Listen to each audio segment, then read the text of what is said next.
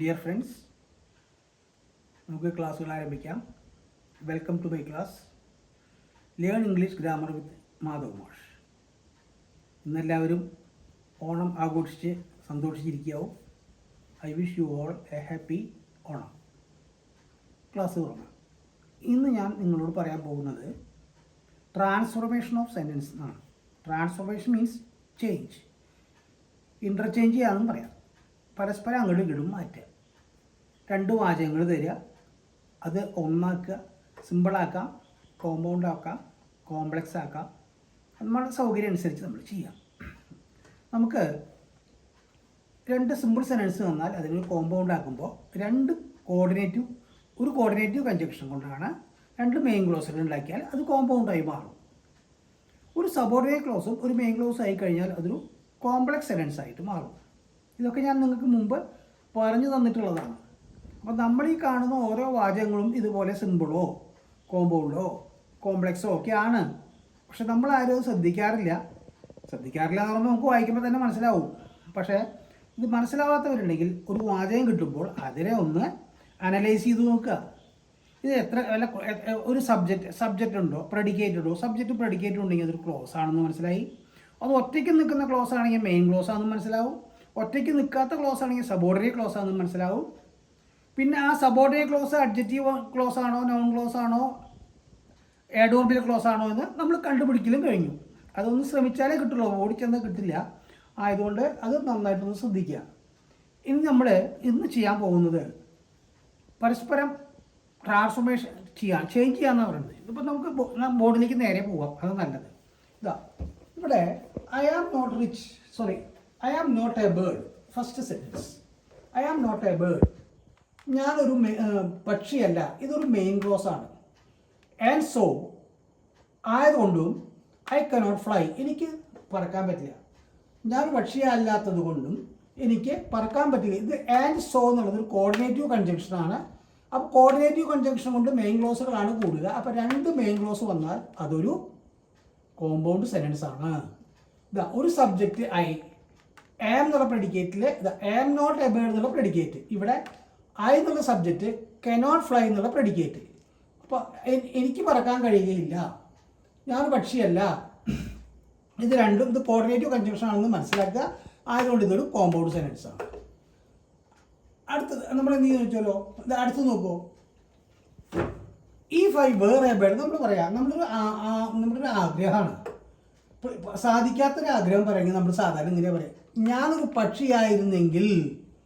If അത് ഒറ്റയ്ക്ക് നിൽക്കില്ല, ആയതുകൊണ്ടൊരു സബോർഡിനേറ്റ് ക്ലോസ് ആണ്. അപ്പോൾ നമ്മൾ ഒരു കോമ്പൗണ്ട് സെൻറ്റൻസിനെ നമ്മൾ കോംപ്ലക്സ് സെൻറ്റൻസ് ആക്കുകയാണ്. കോംപ്ലക്സ് സെൻറ്റൻസ് ആക്കണേ എന്ത് ചെയ്തു, ഒരു മെയിൻ ക്ലോസിൽ നമ്മൾ സബോർഡിനേറ്റ് ക്ലോസ് ആക്കി. സബോർഡിനേറ്റ് ക്ലോസ് ആക്കുമ്പോൾ ഒരു കൺജങ്ഷനാണ്.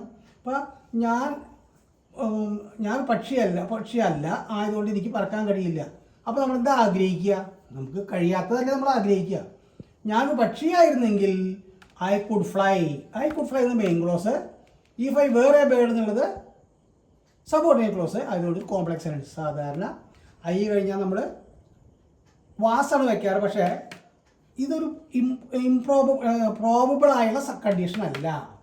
പോസിബിൾ, പ്രോബബിൾ, ഇമ്പോസിബിൾ എന്നുകൊണ്ട് 3 കണ്ടീഷൻ ഉണ്ട് ഇഫ് ക്ലോസിന്. അപ്പോൾ ഞാൻ പക്ഷി ആയിരുന്നെങ്കിൽ സാധ്യതയൊന്നുമില്ല. ഐ കുഡ് ഫ്ലൈ, അപ്പോൾ സാധ്യത അൺറിയൽ കണ്ടീഷൻ എന്ന് പറയും നമ്മൾ. ഇനി if I had been A bird, ഞാനൊരു പക്ഷി അകപ്പെട്ടിട്ടുണ്ടായിരുന്നെങ്കിൽ തീരെ സാധ്യതയില്ല, ഇമ്പോസിബിൾ ആയിട്ടുള്ള കാര്യം. ഒന്ന് പോസിബിളാണ്, ഒന്ന് പ്രോബബിളാണ്, ഒന്ന് ഇമ്പോസിബിളാണ്. ഇത് ഇമ്പോസിബിളാണ്. അപ്പോൾ if I had been A bird, had been ഇവിടെ പാസ്റ്റ് ടെൻസ്, ഇവിടെ പ്രസന്റ് ടെൻസ്, ഇവിടെ പാസ്റ്റ് പെർഫെക്റ്റ് ടെൻസ്. അവിടെ വന്നപ്പോൾ ഇവിടെ പാസ്റ്റ് പെർഫെക്റ്റ് ഇവിടെയും വന്നു കേട്ടോ. അപ്പോൾ ഞാനൊരു പക്ഷിയാകപ്പെട്ടിട്ടുള്ളായിരുന്നെങ്കിൽ എനിക്ക് പറക്കാൻ കഴിഞ്ഞിട്ടുണ്ടാകും. ഇവിടെ ആയിരുന്നെങ്കിൽ പറക്കാൻ കഴിയും, പെട്ടിട്ടുള്ളായിരുന്നെങ്കിൽ കഴിഞ്ഞിട്ടുണ്ടാകും. If clause, subordinate clause, main clause, complex sentence. അപ്പോൾ ഈഫ് ക്ലോസിന് 3 കണ്ടീഷൻ ഉണ്ടെന്ന് നിങ്ങൾ മനസ്സിലാക്കുക. Possible, probable, impossible. അതാണ് ഈ 3 കണ്ടീഷൻ. സാധാരണ ആയി കഴിഞ്ഞാൽ വേറെ വയ്ക്കുമ്പോൾ നമ്മൾ മനസ്സിലാക്കുന്നത് ഇംപ്രോബബിൾ ആണ്, പ്രോബബിൾ അല്ല. Improbable and impossible, improbable and impossible, possible, improbable and impossible. ഇനി if I am a bird, ഞാൻ പക്ഷിയാകുന്നുവെങ്കിൽ ഐ ക്യാൻ ഫ്ലൈ. ഇത് സാധാരണ വാചകം, സാധാരണ. ഇഫ് ഐ ആം, ഇവിടെ ഏമാണ്, ഇവിടെ ഹാഡ് ബീനാണ്, ഇവിടെ വേറാണ്. If I am a bird I can fly, ഇത് കോംപ്ലക്സ് സെൻറ്റൻസ് തന്നെയാണ്. അടുത്തത് he is rich, he can buy a car. രണ്ട് സിമ്പിൾ സെൻറ്റൻസ് ആണ്. ഇതൊരു മെയിൻ ക്ലോസ്, ഒരു സിമ്പിൾ സെൻറ്റൻസ്, ഇതൊരു സിമ്പിൾ സെൻറ്റൻസ്. അപ്പോൾ രണ്ട് സിമ്പിൾ സെൻറ്റൻസ് ആണ്. കാരണം സബ്ജക്റ്റ് പ്രെഡിക്കേറ്റ്, സബ്ജക്റ്റ് പ്രെഡിക്കേറ്റ്. ഇതിന് നമ്മൾ എന്ത് ചെയ്യുന്നു വെച്ചാൽ ഒരു ഒറ്റ സിമ്പിൾ സെൻറ്റൻസ് ആക്കുക. ഒറ്റ സിമ്പിൾ സെൻറ്റൻസ് ആക്കാൻ, രണ്ട് സിമ്പിൾ സെൻറ്റൻസിനെ ഒറ്റ സിമ്പിൾ സെൻറ്റൻസ് ആക്കാനുള്ള ഒരു എളുപ്പമാർഗ്ഗമാണ് ബീയിങ് എന്നുള്ള ഈ വാക്ക് ഉപയോഗിക്കുക. ഇപ്പോൾ ബീയിങ് റിച്ച്, പണക്കാരനായതുകൊണ്ട് എന്ന് വരും. ഇത് ഫ്രേസാണ്. കാരണം എന്താ, ഇതിൽ സബ്ജക്റ്റ് ഇല്ല, പ്രെഡിക്കേറ്റും ഇല്ല. പ്രെഡിക്കേറ്റ് ഇല്ല എന്ന് പറയുന്നത് കാരണം എന്താ, ഈ ബീയിങ് എന്നുള്ളതൊക്കെ ഒരു അപൂർണക്രിയയാണ്, നോൺ ഫിനിറ്റീവ് ആണ്, ഫിനിറ്റീവ് വർബ് അല്ല, പൂർണ്ണക്രിയ അല്ല. അപ്പോൾ ഇപ്പോൾ ബീയിങ് റിച്ച് എന്നുള്ളതിനെ നമുക്ക് ക്ലോസ് ആക്കണമെങ്കിൽ എന്ത് ചെയ്യണം, ഹീ ഈസ് റിച്ച്, അത് ഈസ് എന്നുള്ളത് ആക്കണ്ട്, ഈസ് റിച്ച് എന്നുള്ള പ്രെഡിക്കേറ്റ്. ഇവിടെ ഈ ഈസ് റിച്ച് എന്നുള്ളതിനെ നമ്മൾ ഒരു ഫ്രേസ് ആക്കണമെങ്കിൽ ഇപ്പോൾ എന്താ മാർഗം, ബീയിങ് റിച്ച് എന്നാക്കുക. ബീയിങ് റിച്ച് മെയിൻ ക്ലോസ് വെച്ചു, he can buy a car. അപ്പോൾ ഒരു ഫ്രേസും ഒരു മെയിൻ ക്ലോസും ആകുമ്പോൾ സിമ്പിൾ സെൻറ്റൻസ്. തന്നെ ഈ വാചകത്തെ നമുക്ക് ഈസ് റിച്ച് ആൻഡ് സോ ഈ ക്യാൻ ബൈ എ കാർ, അതൊരു കോർഡിനേറ്റീവ് കൺജങ്ഷനാണ്. കോർഡിനേറ്റീവ് കൺജങ്ഷൻ കൊണ്ട് രണ്ട് മെയിൻ ക്ലോസിനെയാണ് കൂട്ടുക നമുക്കറിയാം. ആയതുകൊണ്ട് ഇതൊരു കോമ്പൗണ്ട് സെൻറ്റൻസ്. ഇതൊരു മെയിൻ ക്ലോസ്, ഇതൊരു മെയിൻ ക്ലോസ്, ഇതൊരു കോർഡിനേറ്റീവ് കൺജങ്ഷൻ, കോമ്പൗണ്ട് സെൻറ്റൻസ്. അടുത്തത് ഇതേ വാചകം തന്നെ നമുക്ക് എങ്ങനെ നോക്കൂ, ആസ് ഹീ ഈസ് റിച്ച്, അവൻ പണക്കാരനായതുകൊണ്ട് ഈ can buy a car. As he is rich എന്നുള്ള സബ്ജക്റ്റ് പ്രെഡിക്കേറ്റും ഉണ്ട്, ഒറ്റയ്ക്ക് നിൽക്കാത്ത ക്ലോസ് ആണ്, സബോർഡിനേറ്റ് ക്ലോസ് ആണ്. ഈ ക്യാൻ ബൈ എ കാർ എന്നുള്ള മെയിൻ ക്ലോസ് ആണ്. അപ്പോൾ ഒരു സബോർഡിനേറ്റ് ക്ലോസും ഒരു മെയിൻ ക്ലോസും ഉള്ളത് കൊണ്ട് ഇതിനെ കോംപ്ലക്സ് സെൻറ്റൻസ് എന്ന് പറയുന്നു.